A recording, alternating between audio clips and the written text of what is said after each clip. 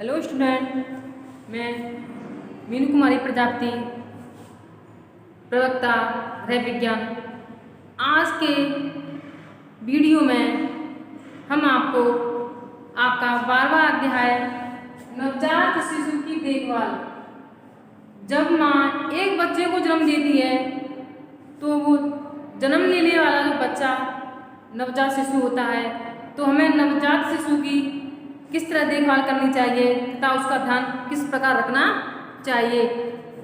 जब माँ अपने बच्चे को 9 माह की अवधि बाद एक बच्चे को जन्म देती है तो हमें उसका ध्यान किस प्रकार रखना चाहिए। तो नवजात शिशु की देखभाल, केयर ऑफ न्यू बॉर्न। जो नवजात शिशु होता है, 1 माह का शिशु होता है, उसे नवजात शिशु कहा जाता है। जब बच्चे का जन्म होता है, 1 माह का जो बेबी होता है, छोटा बच्चा होता है, उसे भी नवजात कहा जाता है।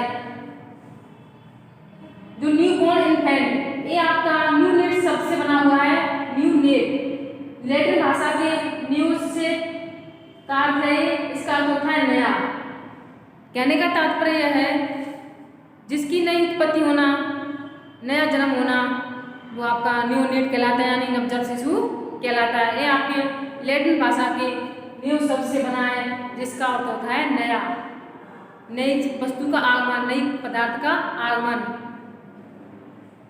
जन्म से आधा घंटा, जब बच्चे का जन्म होता है, जो आधा घंटे की अवधि होती है, जन्म से आधा घंटा की आयु तक के जो बालक होता है उसको पार्ट यूनिट कहा जाता है। जब बच्चे का जन्म होता है तब आधे घंटे की अवधि का जो शिशु होता है उसको पार्ट यूनिट कहा जाता है। इस अवस्था में जो पार्ट यूनिट की अवस्था होती है, इस अवस्था में शिशु को नाल से काटकर, जो अपरा नाल होती है, जिस नाल से माँ और बच्चे दोनों से संबंधित होते हैं, जिससे वो पोषण प्राप्त करता है, इस अवस्था में शिशु को नाल से काटकर अलग किया जाता है। किससे काटकर? नाल से काटकर अलग किया जाता है। जब बच्चे का जन्म हो जाता है, जन्म होने के पश्चात आधे घंटे के अंदर ही उस बच्चे को नाल से अलग किया जाता है। आज इसमें महत्वपूर्ण बिंदु और नवजात की विशेषताओं के बारे में अध्ययन करेंगे। तो नवजात शिशु, न्यू बॉर्न इन्फेंट, गर्भस्थ शिशु जो माँ के शरीर से जन्म लेता है।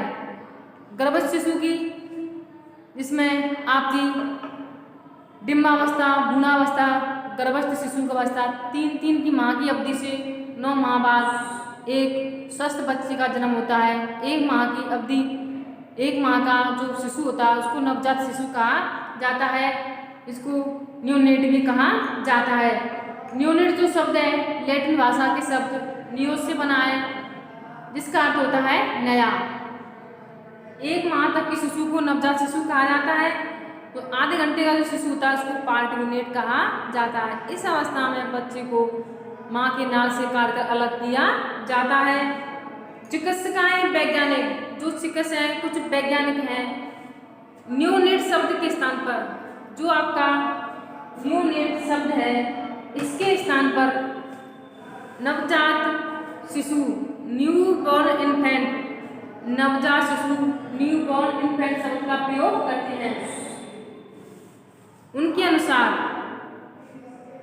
नवजात शिशु की आयु 10 दिन तक की होती है। हमने यहाँ पे जो सामान्य भाषा में आपको 1 माह की अवधि बताया था, लेकिन कुछ वैज्ञानिक, कुछ चिकित्सक हैं, नवजात शिशु को 10 दिन का जो शिशु होता है उसको नवजात शिशु कहा जाता है। तो हमें नवजात शिशु की देखभाल किस तरह करनी चाहिए, किन किन बातों का ध्यान रखना चाहिए ताकि बच्चा पूर्ण रूप से स्वस्थ रह सके तथा अपने आप को एक अच्छा वातावरण प्राप्त कर सके। तो शिशु जन्म के तुरंत बाद नवजात शिशु की देखभाल प्रारंभ कर देनी चाहिए। नवजात शिशु की देखभाल में निम्न बातों का ध्यान रखना चाहिए। नंबर 1, शिशु को गर्म रखें। जब बच्चे का जन्म हो जाए, बच्चे का आगमन हो जाए, तो हमेशा जो नवजात शिशु है उसको गर्म स्थान पर रखना चाहिए, सॉफ्ट मुलायम कपड़ों में रखना चाहिए। शिशु को प्रथम 7 दिनों तक नहीं नहलाना चाहिए, उसकी किसी मुलायम कपड़े से उसकी सफाई कर देनी चाहिए। शिशु को बीमार लोगों से दूर रखना चाहिए, जैसे कोई संक्रमण बीमारी है, जैसे दाग, खाज, खुजली है, किसी को खांसी, बुखार, जुकाम, कई तरह की जो बीमारी होती हैं, ऐसे व्यक्तियों से बच्चे को दूर रखना चाहिए तथा गंदे हाथों से शिशु को नहीं छूना चाहिए, क्योंकि जो शिशु की त्वचा होती है कोमल एवं कांच के समान होती है, वो गुलाबी रंग की त्वचा होती है। जन्म के बाद शिशु को वजन तौलना चाहिए, जिससे उसके आकार एवं माप की जानकारी प्राप्त होती है। तो शिशु को गर्म रखें कि बेबी पार्क, शिशु को किस तरह से गर्म रखना चाहिए, इसके बारे में हम आपको विस्तृत रूप में बताएंगे। तो नवजात शिशु को गर्म रखना अति आवश्यक है, अन्यथा उसको सर्दी लग सकती है, क्योंकि जो बाहर का वातावरण होता है बदलता रहता है। सुबह का वातावरण होता है कुछ और होता है, दिन का वातावरण कुछ और होता है, यानी जो सुबह का मौसम होता है थोड़ा ठंडक होता है, उसके बाद गर्माहट होती है। तो खासकर जब बच्चा सर्दियों में पैदा होता है उसको हमें गर्म स्थान पर तथा बाहर के वातावरण से बचा कर रखना चाहिए, ताकि उसे कोई मौसमी बीमारी ना लगे, उसको सर्दी जुकाम ना हो। शिशु को शरीर के गीले मुलायम सूती वस्त्र से पोंछ देना चाहिए, सूखे कोमल कपड़े से उसे पोंछना चाहिए, फिर शिशु को सूती वस्त्र में लपेट कर रखना चाहिए तथा शिशु को उसकी माँ के पास उसकी छाती से लिटाकर या पेट से चिपकाकर सुलाना चाहिए, यानी उसे कंगारू केयर। आपने देखा होगा जो कंगारू होता है अपने बच्चे को अपने सीने से लगा कर रखता है, इसलिए माँ को अपने बच्चे की कंगारू केयर करनी चाहिए। बच्चे को हमेशा अपने सीने से लगाकर उसे गर्म ताप देना चाहिए, जिससे बच्चा स्वस्थ तथा गर्म अवस्था में रहता है। तथा मौसम के अनुसार बच्चों को पूरे शरीर से उड़ाकर रखना चाहिए।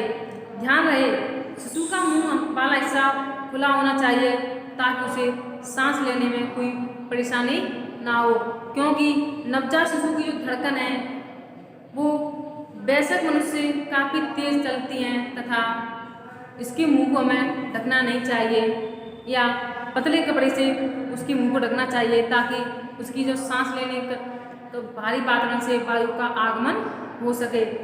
प्रसूता तथा नवजात शिशु को कमरा स्वच्छ, हवादार, रोशनी युक्त एवं बड़ा होना चाहिए। सर्दी का मौसम हो तो कमरे में गर्म हीटर की व्यवस्था करनी चाहिए।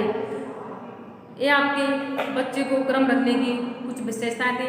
दूसरा पॉइंट है आपका नवजात शिशु को प्रथम 7 दिनों तक नहीं नहलाना चाहिए। जब बच्चे का जन्म होता है, जो बच्चे की त्वचा होती है काफ़ी मुलायम गुलाबी रंग की होती है, इसलिए बच्चे को जन्म के बाद 7 दिनों तक नहीं नहलाना चाहिए, जिससे सर्दी, जुकाम, तीव्र श्वसन, निमोनिया, संक्रामक रोग हो सकते हैं। इन रोगों से बचने के लिए बच्चे को 7 दिनों तक नहीं नहलाना चाहिए।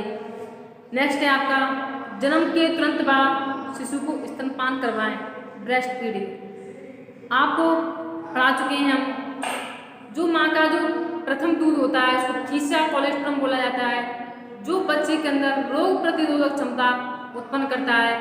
इसलिए बच्चे को स्तनपान कराने से पहले जो चेस्ट है, उनके जो निप्पल है उनको अच्छी तरह से साफ करना चाहिए, तभी बच्चे को स्तनपान कराना चाहिए। जो माँ का पहला दूध होता है पीले रंग का गाढ़ा होता है, उसे कोलेस्ट्रम कीस बोला जाता है। बच्चे को इस दूध को अवश्य पिलाना चाहिए, क्योंकि इस दूध में कार्बोहाइड्रेट, वसा, प्रोटीन, अन्य खनिज लवण तथा जल की मात्रा होती है तथा इस दूध में ग्लोबिन प्रोटीन होती है, जिस दूध से बच्चे को किसी प्रकार के रोगों से बचाया जा सकता है। यानी बच्चे के अंदर रोग प्रतिरोधक क्षमता का विकास इसकी दूध के द्वारा ही होता है। इसलिए बच्चे को माँ का प्रथम दूध पिलाना चाहिए। शिशु को लाभ, इससे शिशु को क्या लाभ होते हैं? जब बच्चा माँ का दूध पीता है उसके साथ ही भावनात्मक संबंध जुड़ते हैं। जो माता का दूध होता है वो कोलेस्ट्रम होता है, जिसमें एंटीबॉडी तथा लैक्टोफेरिन होते हैं, जो प्रतिरक्षात्मक शक्ति का विकास करते हैं, रोगों से लड़ने की क्षमता का विकास करते हैं। आपने देखा होगा जो बच्चे अपनी माँ का दूध पीते हैं 1 साल तक या 1.5 साल तक, वो बच्चे हष्ट-पुष्ट, तंदुरुस्त एवं उनके शरीर का विकास पूर्ण विकसित होता है। उन्हें किसी तरह की कोई बीमारी, कोई रोग नहीं होता है। तो माँ का दूध होता है मीठा तथा रोगाणु मुक्त होता है, ना तो इसे गर्म करने की झंझट होती है, इसे कभी भी समय किसी भी समय प्राप्त किया जा सकता है। माता के दूध में लैक्टोफेरिन होता है तथा जो बालों को दस्त है, अन्य पोषण संबंधी गड़बड़ियों से बचाता है। यानी जो नवजात शिशु होता है उसे हमेशा दूध ही पिलाना चाहिए, क्योंकि उसकी जो पाचन क्रिया है काफ़ी कमज़ोर होती है तथा उसकी पाचन नली है, उनका जो आमाशय है, पेट है, वो दूध को ही पचा सकता है, अन्य पदार्थ को नहीं पचा सकता है। इसलिए बच्चे को दूध ही पिलाना चाहिए। 6 या 7 महीने बाद उसको दलिया वलिया या अन्य का कण भी खिला सकते हैं। तो माँ को लाभ क्या होते हैं स्तनपान कराने से? जब माँ अपने बच्चे को दूध पिलाती है, शिशु को दूध पिलाती है, उसका जो गर्भाशय अपरा है वो सिकुड़ कर अपनी मूल अवस्था में आ जाता है तथा माँ के स्वास्थ्य के लिए अच्छा माना जाता है। कहने का तात्पर्य है, अगर माँ अपने बच्चे को दूध पिलाती है तो माँ का जो शरीर है स्वस्थ एवं उसकी जो गर्भाशय अपरा है वो अपनी मूल अवस्था में आ जाते हैं, शरीर स्वस्थ रहता है। प्रसव के बाद रक्तस्राव भी कम होता है, शीघ्र गर्भधारण की समस्या भी नहीं होती है। जो माँ अपने बच्चे को दूध पिलाती हैं उन्हें गर्भधारण नहीं होता है तथा माता के इससे दूध पिलाने से माता के अंदर शारीरिक सुंदरता में कोई कमी नहीं आती है। इस शारीरिक सुंदरता बनाए रखने के लिए माँ को अपना ध्यान रखना चाहिए तथा संतुलित आहार का ग्रहण करना चाहिए, जैसे कार्बोहाइड्रेट वसा प्रोटीन युक्त भोजन ग्रहण करना चाहिए, दूध दलिया हरी सब्जियों का सेवन करना चाहिए तथा ज़्यादा मसालेदार गरिष्ठ भोजन नहीं करना चाहिए, ताकि बच्चे के लिए पर्याप्त मात्रा में माँ के द्वारा दूध प्राप्त हो सके। ये तो आपकी हो गई माँ के और शिशु के बारे में बातें। जब माँ अपने बच्चों को दूध पिलाती है, दूध पिलाते समय माँ को किन किन बातों का ध्यान रखना चाहिए ताकि बच्चे को किसी भी प्रकार की परेशानी ना हो? ध्यान रखने की बात यह है कि बच्चे को लेटाकर या खुद लेटकर बच्चे को कभी दूध पिलाना नहीं चाहिए, क्योंकि दूध नाक में जाने की समस्या रहती है। नाक के माध्यम से और कान के माध्यम की जो नलियाँ होती हैं उन्हें पहुंच जाता है, जिससे कान से सर वगैरह अन्य बीमारियों का खतरा भी हो सकता है। इसलिए माँ को हमेशा बैठकर उसका सिर ऊंचा करके बच्चे को दूध पिलाना चाहिए। लेट कर स्तनपान कराने से उसके नाक में दूध जाने की संभावना होती है। बच्चे को अपने पेट से चिपकाकर दूध पिलाना चाहिए। बालक को जो चेहरा है वो आंचल की तरफ, स्तन की तरफ होना चाहिए। शिशु को स्तनपान कराते समय तर्जनी तथा मध्य उंगली को स्तनों से दबाकर जो निप्पल है बच्चे के मुंह में देने चाहिए तथा बच्चे को संभालना चाहिए। जब बच्चा दूध पीता है तो अपने मुंह को चलाता है, दूध के माध्यम से ही अपनी जबड़ों का व्यायाम करता है, उसी के माध्यम से उसका मूवमेंट होता है, चलायमान होता है।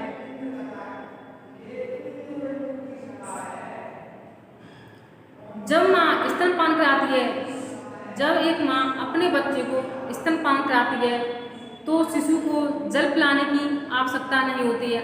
जब आप डॉक्टर के पास जाते हैं तो डॉक्टर कहता है कि इसको पानी नहीं मत पिलाओ, क्योंकि जब बच्चा दूध पीता है तो माँ के दूध में पर्याप्त जल की मात्रा होती है।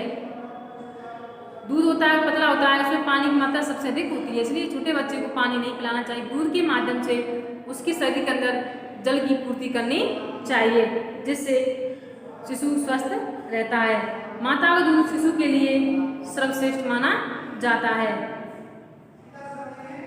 बालक को हमेशा बीमार रोगों से दूर रखना चाहिए, जैसे कोई व्यक्ति संक्रमण रोग है, दांत खाज खुजली, इन रोगों से दूर रखना चाहिए। सर्दी जुकाम बुखार, स्वाइन फ्लू, त्वचा संबंधी कोई रोग है, क्षय रोग यानी टीबी, तपेदिक रोग है, ऐसे बीमार रोगों से बच्चे को दूर रखना चाहिए, क्योंकि ये रोग वायु जल के माध्यम से एक व्यक्ति से दूसरे व्यक्ति में स्थानांतरित होते हैं। खासकर जो व्यक्ति टीबी रोग से पीड़ित है, क्षय रोग से पीड़ित है, ऐसे व्यक्ति से बच्चे को दूर रखना चाहिए। बच्चे को स्वच्छ वस्त्र पहनाने चाहिए तथा मुलायम वस्त्र पहनाने चाहिए। जब बच्चे को गोद में लेते हैं उससे पहले हाथों को अच्छी तरह से साबुन से धोना चाहिए। जन्म के नेक्स्ट है आपका जन्म के उपरांत बच्चे का वजन तौलना चाहिए। जो बच्चे के वजन तौलने से बच्चे की उसकी आकृति तथा उसके भार के बारे में जानकारी प्राप्त होती है।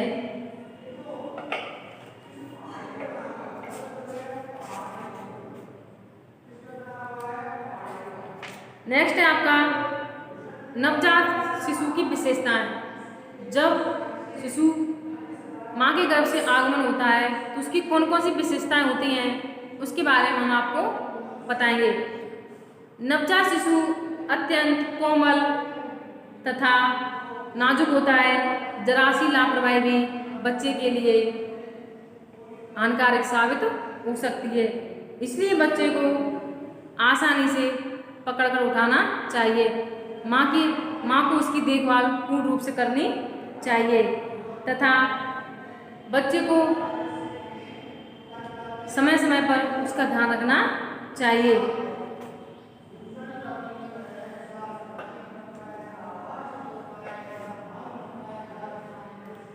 नवजात शिशु के खतरनाक संकेत कौन से होते हैं जिनके द्वारा शिशु को परेशानी होती है, कौन कौन से लक्षण होते हैं जिनके खतरनाक संकेत के बारे में हम आपको बताएंगे। जब शिशु स्तनपान से इनकार करे, जब कोई बच्चा दूध नहीं पीता है तो उसे कोई परेशानी होती है जब वो दूध नहीं पीता है। अगर बच्चा जन्म के बाद दूध ना पिए, स्तनपान ना करे, तुरंत डॉक्टर की परामर्श के द्वारा उसका ट्रीटमेंट उपचार करवाना चाहिए। बच्चे को सांस लेने में तकलीफ हो, हथेली या तलवी पीली हो, छूने पर बच्चा ठंडा लगे तथा बच्चे के शरीर में ऐंठन हो, मूर्छा की स्थिति हो तो हमें तुरंत डॉक्टर की सलाह लेनी चाहिए तथा उसका उपचार करवाना चाहिए। यह आपका नवजात शिशु के बारे में देखभाल की कुछ सामान्य जानकारी दी जिसके बारे में हमने आपको अध्ययन कराया है। नेक्स्ट